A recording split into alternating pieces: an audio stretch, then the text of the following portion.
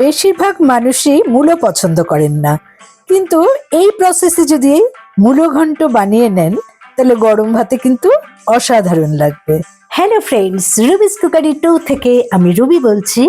আপনাদের সকলকে স্বাগত জানিয়ে আজকের রেসিপি শুরু করছি মূলো চিংড়ি মাছ দিয়ে। শীতের বাজারে প্রচুর মূলো উঠেছে, তা আমি এখানে প্রায় 1.5 কেজি মতো মূলো নিয়ে এসেছি। তবে 1.5 কেজি বললে ভুল হবে, কারণ এখানকার যে মাথায় শাকগুলো থাকে এগুলোকে কেটে বাদ দিলে কিন্তু এটার ওজন অনেকটাই কমে যাবে। তা দেখুন আজকে আমি কিভাবে রেসিপিটা বানাচ্ছি। খুবই কমন রেসিপি, কিন্তু খেতে দুর্দান্ত লাগে। প্রত্যেকটা মূলোরই এই মাথার অংশটা আর পেছন থেকে কিছুটা অংশ বাদ দিয়ে দিচ্ছি, আর এভাবে খোসা ছাড়িয়ে নিচ্ছি। সমস্ত মূলোর খোসা ছাড়ানো হয়ে গেছে, এগুলো আমি আপাতত রেখে দিচ্ছি। এখান থেকে কচি শাকগুলো দিয়ে মূলো শাক দুর্দান্ত রেসিপি হয়, আর খোসাগুলো ফেলে দিচ্ছি। এই আস্ত মূলোগুলোকে ভালো করে জল দিয়ে প্রথমে ধুয়ে নিতে হবে।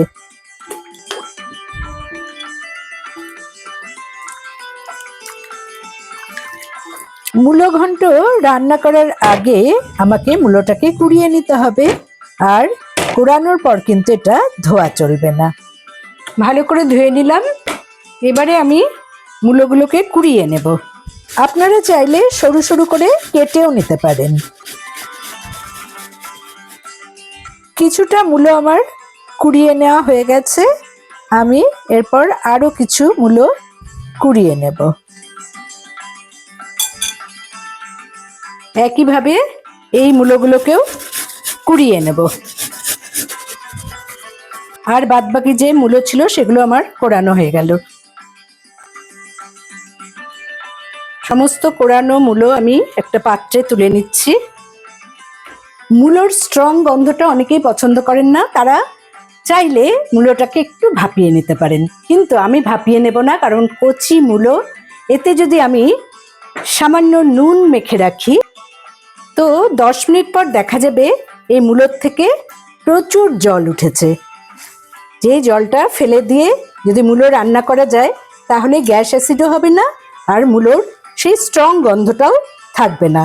সেক্ষেত্রে কিন্তু মূলোর রেসিপিটা অনেক বেশি সুস্বাদু হবে। আমি 5 মিনিট এটাকে ঢাকা দিয়ে রেখে দিচ্ছি এবং অন্যান্য ইনগ্রেডিয়েন্টসগুলো দেখিয়ে দিচ্ছি। আমি 150 গ্রাম চিংড়ি মাছ নিয়েছি। সমস্ত মাথা, ভেতরকার একটা যে শিরা থাকে সেটা ছাড়িয়ে পরিষ্কার করে ধুয়ে নিয়েছি। এবার এতে আমি নুন হলুদ মাখিয়ে নেব। সামান্য পরিমাণ লবণ আর হাফ টিস্পুন হলুদ গুঁড়ো দিয়ে দিলাম। ভালো করে মেখে আমি 5 মিনিটের জন্য ম্যারিনেটে রাখছি।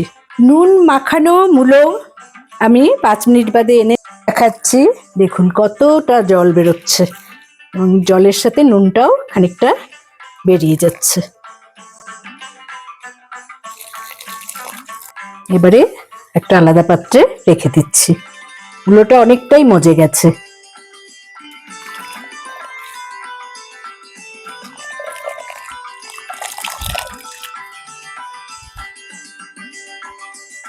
বাদ বাকিটা একটা ছাঁকনিতে ঢেলে দিলাম। অবশিষ্ট যেটুকু মূলো কুড়ানো সেটাও রেখে দিলাম। এতটা জল বেরিয়েছে। এবারে আমি একটা পেস্ট বানিয়ে নেব। 2টো এলাচ দিলাম, সাথে 2টো শুকনো লঙ্কা, 1 টিস্পুন গোটা জিরে, 1 টিস্পুন ধনে, সাথে হাফ টিস্পুন মৌরি। প্রথমে এটাকে শুকনো অবস্থায় গুঁড়ো করে নেব। এবারে আমি এর মধ্যে সামান্য জল অ্যাড করলাম, আবারও একবার বেটে আনছি। দেখুন কত স্মুথ মশলাটা তৈরি হয়েছে। আমি একটা বাটিতে ঢেলে নিচ্ছি। এবারে ঝটপট রান্নাটা শুরু করে দেওয়া যাক। বসিয়ে দিলাম ফ্রাই প্যান। আমি রান্নাটায় সর্ষের তেল ইউজ করব। তা প্রথমে আমি মাছটা ভাজার জন্য অল্প পরিমাণ তেল দিচ্ছি, 1 টেবিল স্পুনের মতো।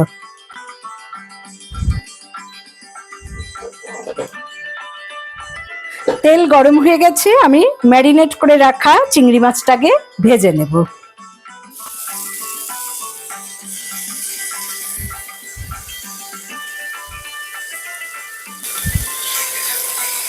খুব বেশি ভাজবো না, অল্প একটু সামান্য জল অ্যাড করে ভাজলে চিংড়ি মাছ ভাজার পর রাবারি ভাবটা থাকে না। মিনিট দুয়েক আমি মিডিয়াম ফ্লেমে মাছটা নাড়াচাড়া করে নিচ্ছি। এরকম থাকতে আমি মাছটাকে নামিয়ে নিচ্ছি।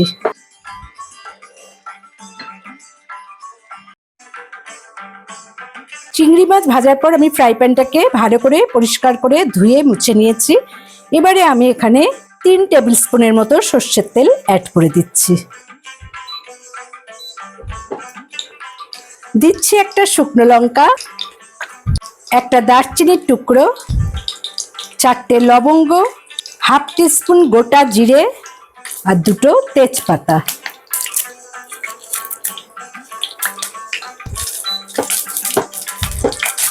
এবারে আমি এই জল ঝরানো মূলোর কুচিগুলো দিয়ে দিচ্ছি।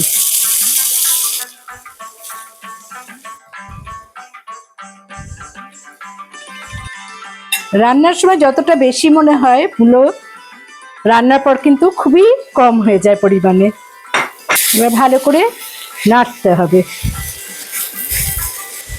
আমি মিডিয়াম ফ্লেমে ভালো করে তেলের সাথে এই মূলোটাকে মিশিয়ে নিচ্ছি। ভালো করে মিশে গেছে। এবারে আমি মশলা অ্যাড করব। প্রথমে দিয়ে দিলাম 1 ইঞ্চি পরিমাণ আদা বাটা,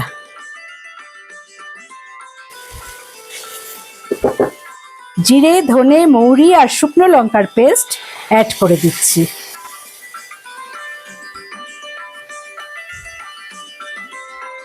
দিলাম হাফ টিস্পুন হলুদ গুঁড়ো, হাফ টিস্পুন কাশ্মীরি লাল লঙ্কার গুঁড়ো। লবণটা খুব সামান্য পরিমাণ দিতে হবে। আমি হাফ টিস্পুনেরও কম দিলাম, কারণ অনেকক্ষণ এই মূলো কুচিটাকে নুন দিয়ে মেখে রেখেছিলাম। চিংড়ি মাছও লবণ দিয়ে মেখে ভেজেছি, সেই জন্য এখানে খুবই কম লবণ অ্যাড করতে হবে। চিংড়ি মাছের এই যে ফ্লেভার, তার সাথে কিন্তু কুড়োনো নারকোল অনেকটা ম্যাচ করে। তা আমি এখানে কুড়িয়ে রাখা নারকোল দিয়ে দিচ্ছি প্রায় 2 টেবিল স্পুনের মতো।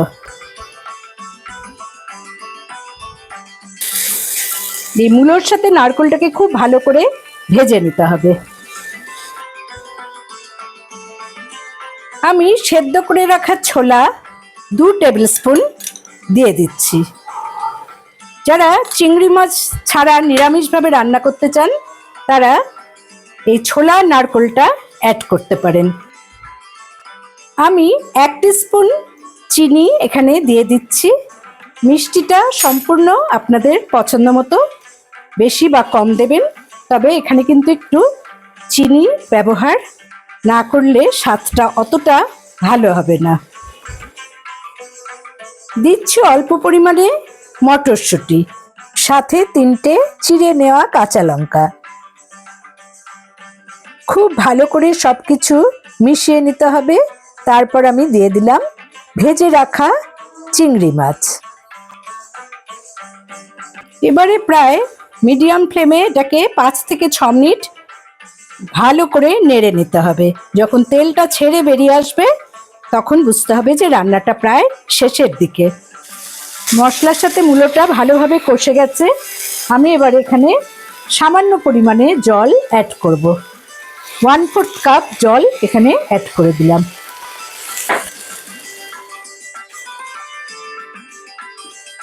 আমি ঢাকা দিয়ে মিডিয়াম ফ্লেমে 3 থেকে 4 মিনিট এটাকে রেখে দিচ্ছি। 3 মিনিট পর দেখুন কতটা কষানো হয়ে গেছে।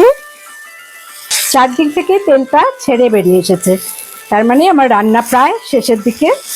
আমি এখন এখানে অ্যাড করে দিচ্ছি হাফ টিস্পুন গরম মশলার গুঁড়ো। ঘিটা অপশনাল, যারা নিরামিষভাবে রান্না করবেন তারা অবশ্যই ঘিটা অ্যাড করবেন, কিন্তু চিংড়ি মাছ দিয়ে করলে সেটা আপনাদের ইচ্ছা মতো। তা আমি এখানে 1 টিস্পুনের মতো ঘি অ্যাড করে দিচ্ছি।